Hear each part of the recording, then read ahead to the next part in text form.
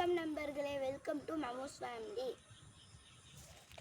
Hi friends, இப்போ நம்ம பார்க்க போகிறது யாருன்னா ராக்கியின் 2 அண்ணன்களை பற்றி, அதாவது பிறந்தனால வளர்ப்பு அண்ணனை பற்றி பார்க்க போகிறோம்.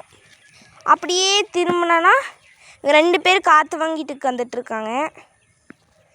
இவன் முதல் அண்ணன் ரொம்ப வயசாயிடுச்சு, ரொம்ப நாள் ஆச்சு. இவன் ரொம்ப வயசாயிடுச்சு.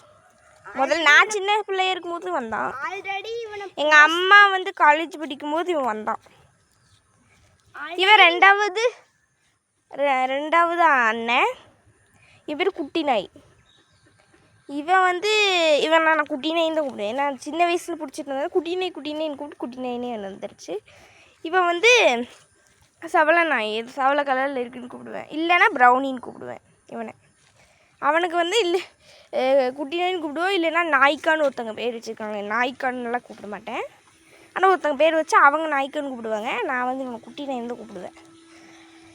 இவங்க 2 பேர் தான் இவங்களோட அண்ணன். இவன் சவள நாய் இவன் இருக்கான்ல, இவன் ராக்கியை கண்டா கடிக்க மாட்டான், வரும்பா.